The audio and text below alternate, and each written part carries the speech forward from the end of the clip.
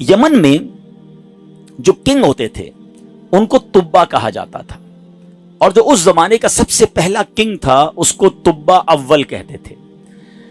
تبا اول بہت بڑا بادشاہ تھا، مسلمان تو تھا نہیں، ایمان تو لایا نہیں تھا، مگر تبا اول کا پلان یہ تھا کہ اس نے ایک بہت بڑا لشکر بنایا۔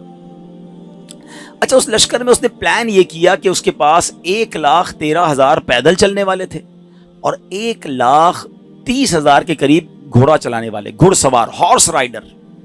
ٹرائی ٹو امیجن کتنا بڑا اس کا جلوس تھا، کتنا بڑا لشکر تھا۔ وہ اپنے پورے لشکر کو لے کر اس نے پوری دنیا کو ٹریول کرنے کا پلان کیا۔ اچھا، وہ جس شہر میں جاتا سارے شہر کے لوگ باہر آ جاتے، ڈر بھی جاتے، روب میں بھی آ جاتے کہ اتنا بڑا جلوس لے کر ہی آیا ہے، اس کا استقبال بھی کرتے، اور ہر شہر سے وہ 10 اسکالرز، ان کے 10 علماء اپنے ساتھ لے جاتا۔ اتنا لانگ ٹرپ ہو گیا کہ اس کے پاس 4,000 علماء ہو گئے۔ آپ انڈرسٹینڈ کریں کہ کتنے شہروں میں وہ گیا ہوگا، 4,000 علماء جمع ہو گئے۔ اب وہ ٹریول کرتے کرتے کرتے مکہ پاک پہنچا۔ اچھا، مکے جب وہ انٹر ہوا تو مکے کے لوگوں نے کوئی اس کو رسپیکٹ نہیں دی، کوئی اس کا استقبال نہیں کیا، اور کوئی جناب اس کا کوئی روب بھی نہیں پڑا۔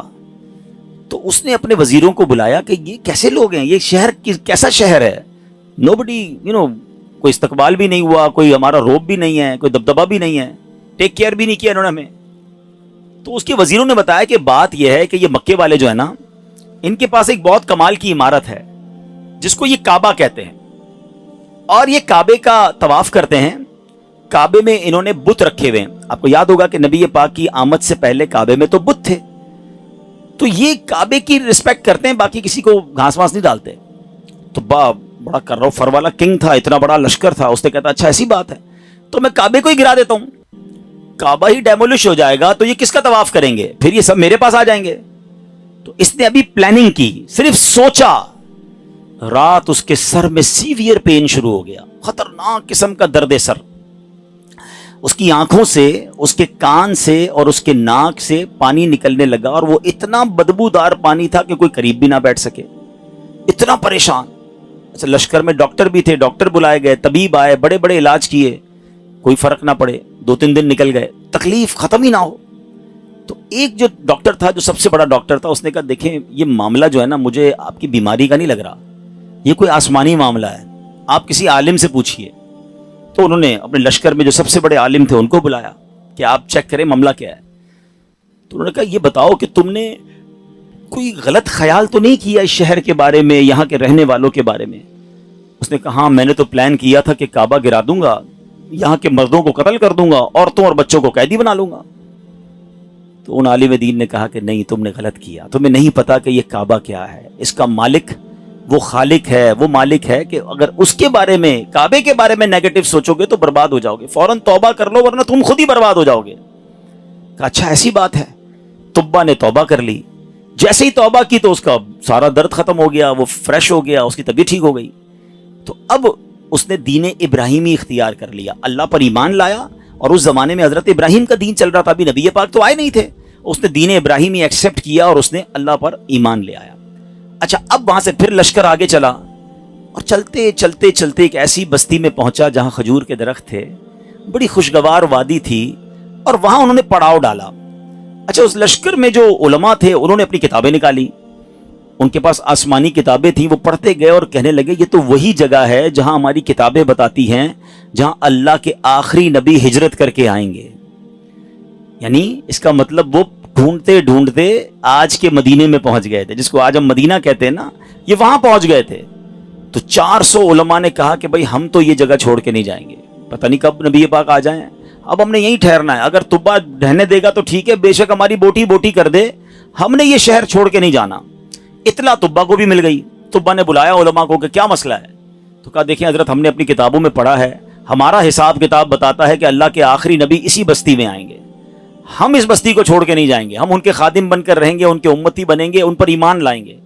اچھا، تبا بھی 2-4 دن پہلے ہی یا کچھ دنوں پہلے ہی مکے کی تعظیم سمجھ چکا تھا، اللہ پر ایمان لا چکا تھا، تو اس نے کہا اچھا ایسی بات ہے تو میں بھی رک جاتا ہوں۔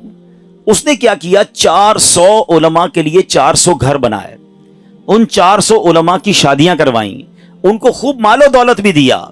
1 سال تبا خود بھی وہیں رہا، 1 سال کے بعد دیکھا کہ نبی پاک تو نہیں آئے، تو اب طبا نے ایک کمال کا خط لکھا. سنیے گا پیارے اسلامی بھائیو, یہ دنیا کا انوکھا خط ہے کہ اس کے لیے لکھا جا رہا ہے جو ابھی دنیا میں آئے نہیں ہیں. اور کس عشق والی زبان میں طبا بادشاہ نے وہ خط لکھا. اس نے لکھا کہ اس اللہ کے نام سے شروع جو عالمین کا رب ہے. میں جناب رسول اللہ صلی اللہ علیہ وسلم کی بارگاہ میں طبا اول حمیری سلام پیش کرتا ہوں, اور میں آقا علیہ الصلوۃ والسلام کی بارگاہ میں عرض کرتا ہوں کہ حضور اگر میں نے آپ کا زمانہ پا لیا تو میں آپ کی خدمت کروں گا, آپ پر ایمان لاؤں گا, آپ کی سنت پر عمل کروں گا, جو آپ کتاب لے کر آئیں گے میں اس پر بھی عمل کروں گا. اور حضور اگر میں پھر بھی آپ کا زمانہ نہ پا سکوں تو مجھے اپنی غلامی میں قبول فرمائیے, اور قیامت کے دن میری شفاعت فرمائیے گا, مجھے بھول نہ جائیے گا. بڑا کمال کا عشق والا اس نے خط لکھا. اس خط کو اس نے سیل کیا گولڈن اسٹیمپ لگا کے.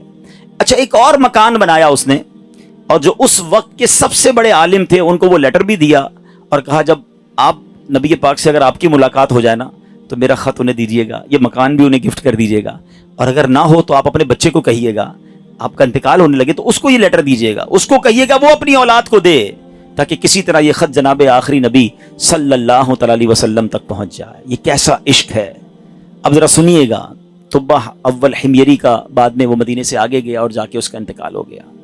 آفٹر 1000 years, 1000 سال بعد 12 ربیع الاول والے دن مکہ مکرمہ میں نبی پاک کی ولادت ہوتی ہے, آقا کی تشریف آوری ہوتی ہے. نبی پاک 53 سال مکے میں گزارتے ہیں, اور اس دوران حضرت مصعب بن عمیر صحابی رسول ہیں, ان کو پیارے آقا مدینے بھیجتے ہیں کہ وہاں جا کے اسلام کی دعوت دو. مدینے میں تو فوراً اسلام پھیلنا شروع ہو گیا.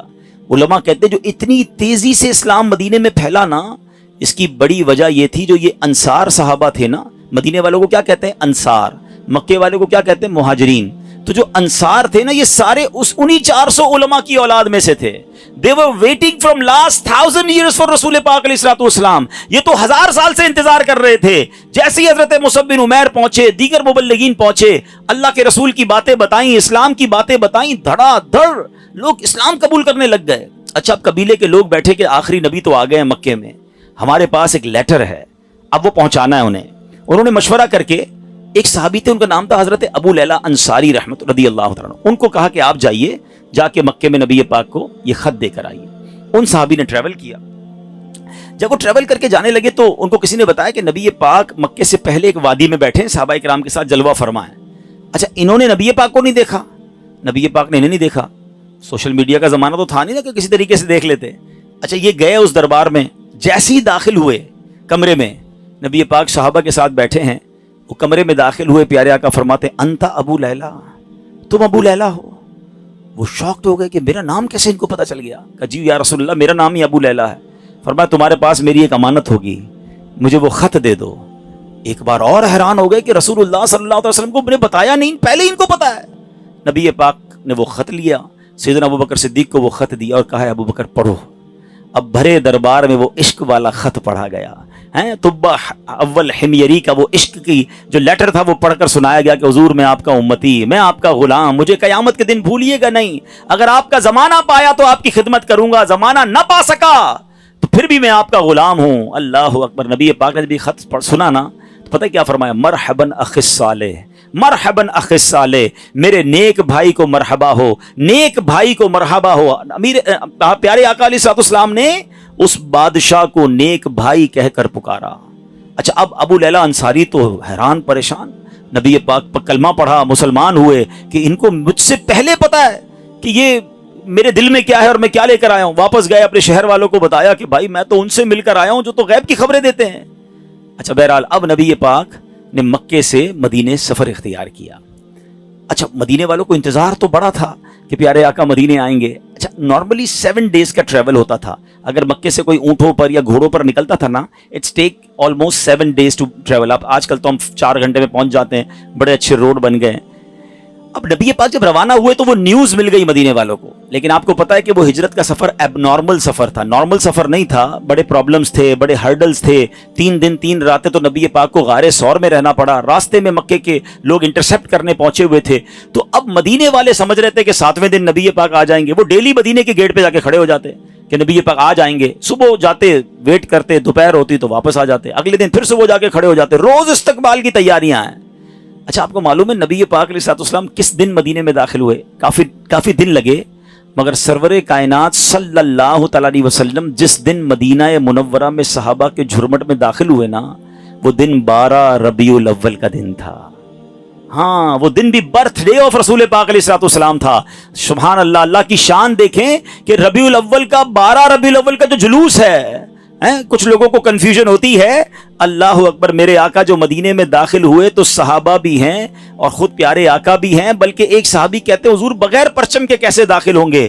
آپ جا رہے ہیں تو شان و شوکت کے ساتھ داخل ہونا ہے۔ اپنا امامہ اتارا، تلوار پہ لگایا، اسے پرچم بنایا، اور جب مدینے میں داخل ہوئے تو ہر طرف سے صدائیں ہیں مرحبا یا رسول اللہ۔ بچیاں تیار ہو کر آئی ہیں، بچے تیار ہو کر آئے ہیں۔ عرب کے لوگوں کا دستور تھا جب کوئی بڑا ایونٹ ہوتا تھا وہ اپنا مخصوص لباس پہنتے تھے، اپنی تلواریں لگاتے تھے، بلکہ اب بھی اگر آپ دیکھیں ان کے تہواروں میں ان کے لباس الگ ہوتے ہیں، وہ سب اپنے اس لیول کے لباس پہن کر کھڑے تھے، کیونکہ آج ان کے لیے عید کا دن تھا۔ اور سبحان اللہ، اس وقت بنو نجار کی بچیوں نے سرور کائنات صلی اللہ تعالی علیہ وسلم کا جو استقبال کیا، جس نغمے کو گنگنا کر، جس نعت کو پڑھ کر انہوں نے استقبال کیا، آج بھی مکے مدینے چلے جائیں، کیسٹ کی دکانوں پر جائیں، بلکہ دنیا کے کسی کونے میں جائیں، یہ نعت عربی ہوں، عجمی ہوں، افریقن ہوں یا امریکن ہوں، سرکار کی یہ نعت دنیا بھر میں پڑھی جاتی ہے۔ اور وہ ان بچیوں نے یہ نعت پڑھی تھی جو آج سیرت کی کتابوں میں بھی لکھی ہیں۔ اور انہوں نے استقبال کیسے کیا تھا؟ وہ الفاظ کیا تھے؟ وہ الفاظ تھے طلع البدر علینا من ثنیات الوداع وجب شکر علینا ما دعا للہ لا۔ کیا کہتی ہیں ہم پر؟ چاند طلوع ہو گیا ہے، طلع البدر علینا، 14ویں رات کا چاند طلوع ہو گیا ہے۔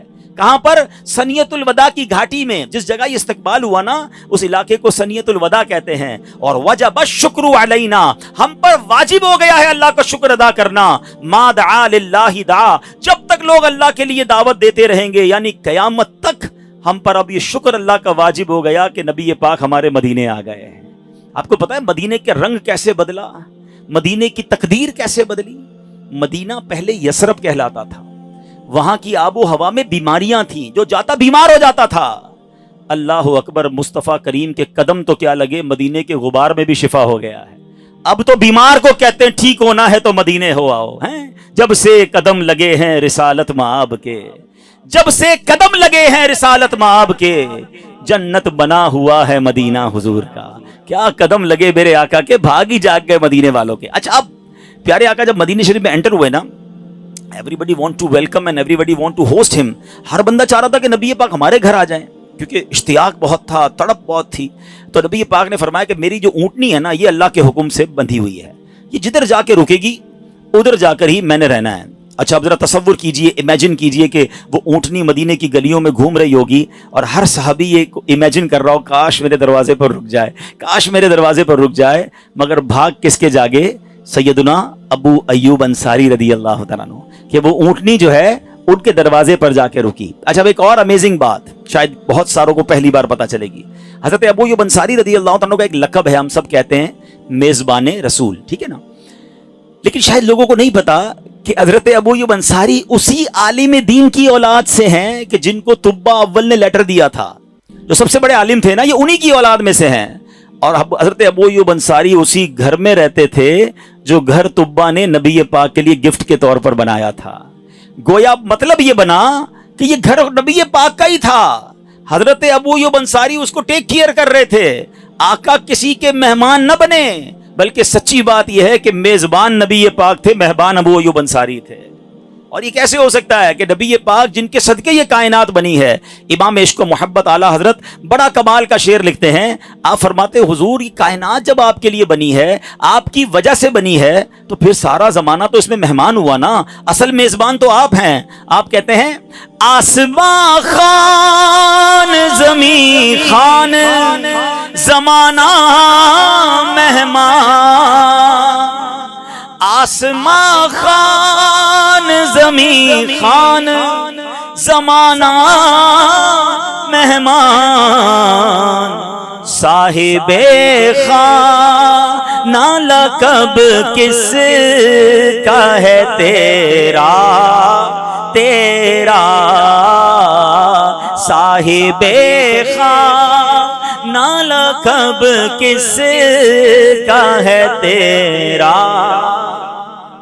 اب یہ عشق والی داستان سیکھنے کو کیا مل رہا ہے کہ یہ شان ہے میرے مصطفیٰ کی کہ دنیا میں آئے نہیں ہیں مگر چاہنے والے موجود ہیں, دیوانے موجود ہیں, سرکار پر سب کچھ نچھاور کرنے والے موجود ہیں. جبھی تو شاعر کہتے ہیں ایک میں ہی نہیں ان پر قربان زمانہ ہے جو رب دو عالم کا محبوب.